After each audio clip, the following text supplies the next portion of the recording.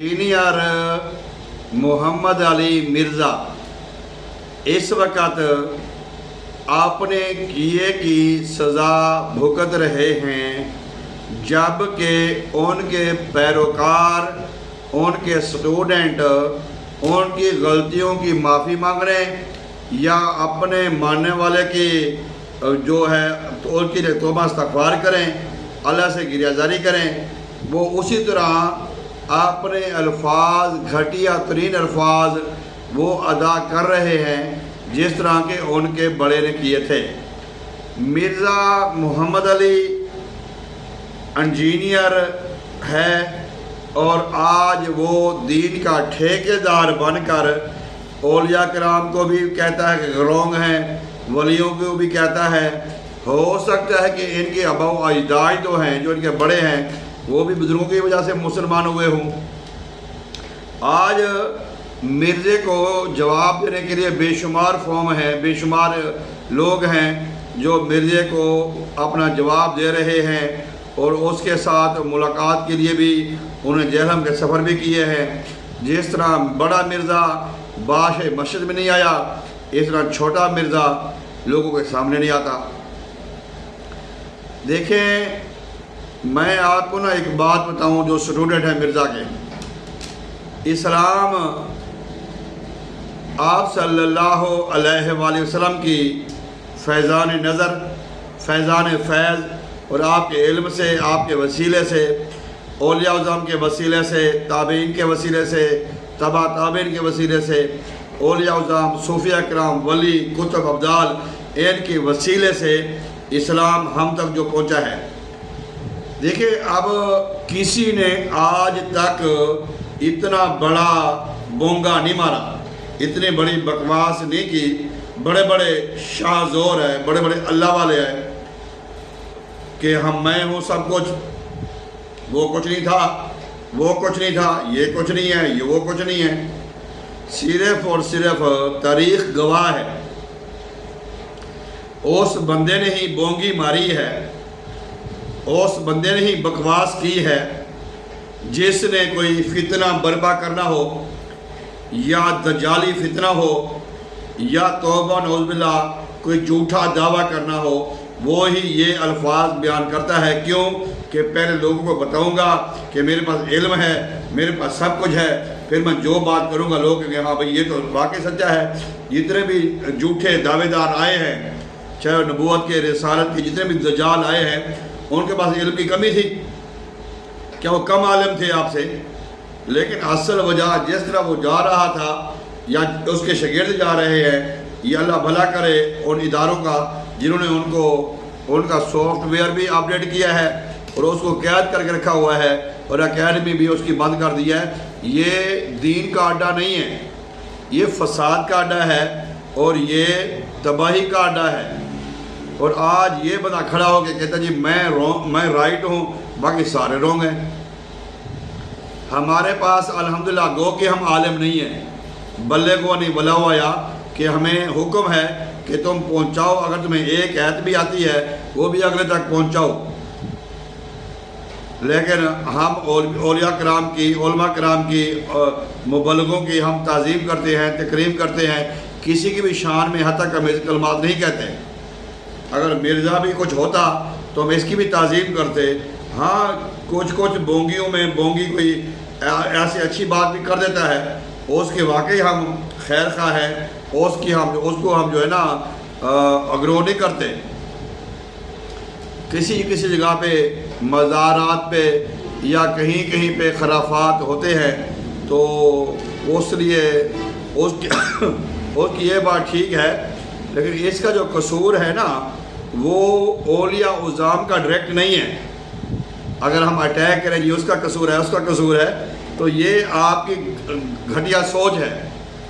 मैं जो wrong side पे जा रहे हैं, मिर्ज़े के पीछे पीछे, जहन्नम की आग की तरफ जा रहे हैं उनके पीछे पीछे, और जो हमारे औलिया उज़्ज़ाम को जिनकी वजह से आज बड़े सगीर पाक व हिंद में इस्लाम फैला, उनके ऊपर उनको टारगेट करते हैं। मैं आपको एक वाक़ये का मफ़हूम सुनाता हूँ, अल्लाह करे कि आपको समझ आ जाए। मौलाना कासिम नूथवी کا نام تقریباً ہر صاحب علم نے سن رکھا ہے۔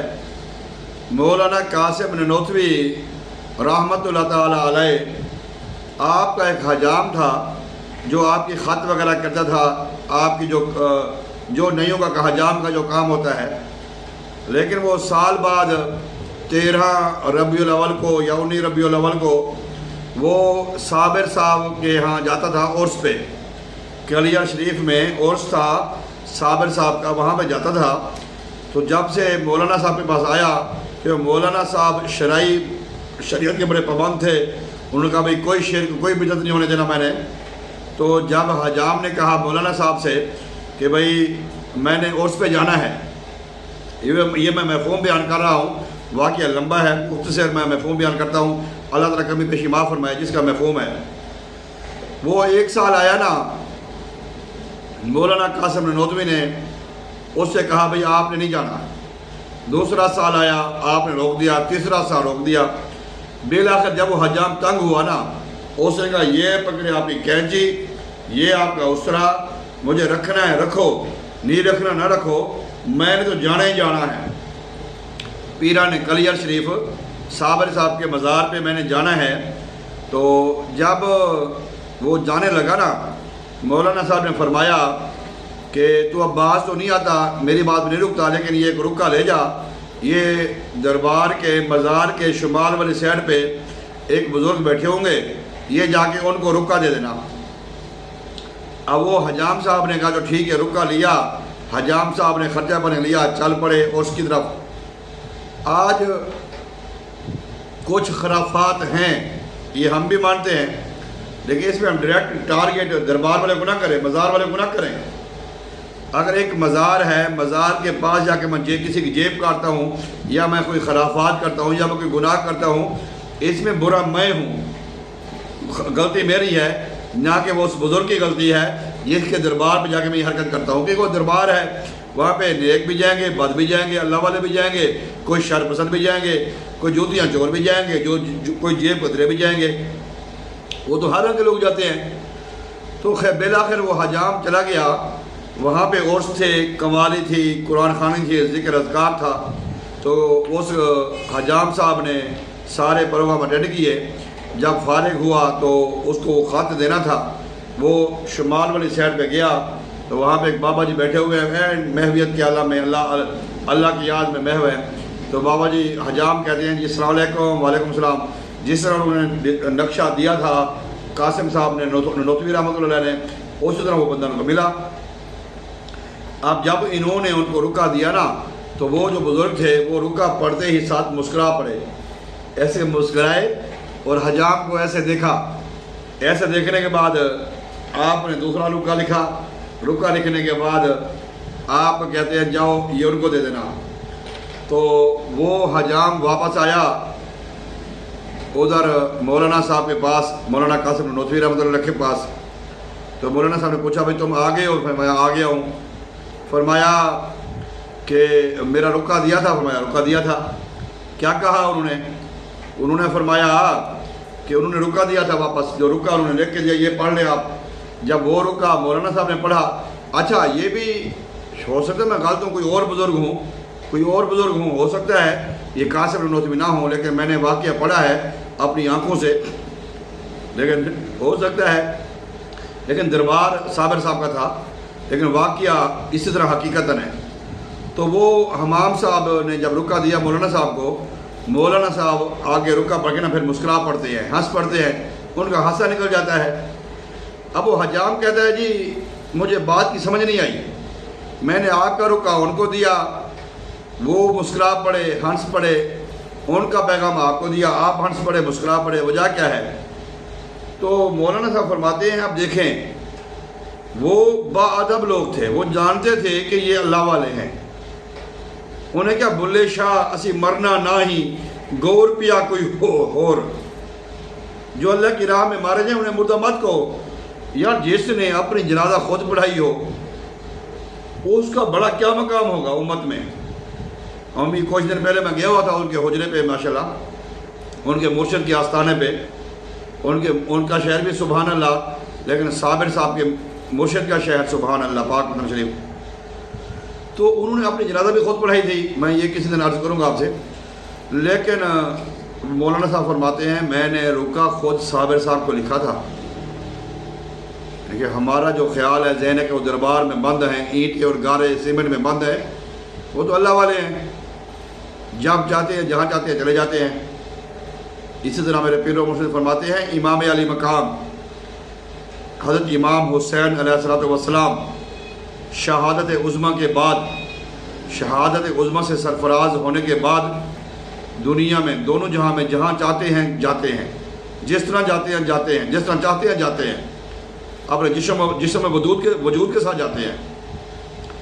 وہ مولانا صاحب فرماتے ہیں کہ میں نے صابر صاحب کو یہ کہا تھا، صابر صاحب آپ کے جو مزارات پہ اتنے خرافات ہوتے ہیں تو آپ ان کو روکتے نہیں ہو، منع نہیں کرتے ان کو؟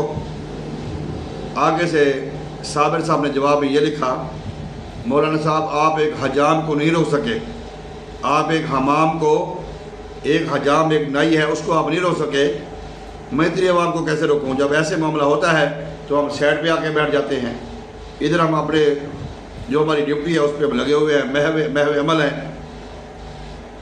تو میرے بھائی یہ بات حقیقت ہے، اولیاء اللہ ہیں، ان میں کوئی شک نہیں ہے، انہوں نے ان کے پاس پاور بھی ہے، طاقت بھی ہے، علم بھی ہے، عمل بھی ہے، لیکن یہ حجام والا واقعہ جو میں نے آپ کو سنایا ہے مولانا صاحب کا، یہ آپ ہی پلے باندھیں اور ادب کا مظاہرہ کریں، احترام کا مظاہرہ کریں۔ اگر آپ کو کہیں سے فیض ملا تو آپ آئیں، میری دعوت پہ آپ آئیں، میرے ساتھ 1 دن 2 دن 3 دن رہے، تبدیلی نہ ہے پھر جو مرضی کرنا، فرق پڑے گا انشاءاللہ تعالی بفضل خدا نیت صاف ہوگی تو۔ امید کرتا ہوں کہ آپ کو میرا مشورہ، میری رائے اور میرا یہ اظہار خیال پسند آئے گا۔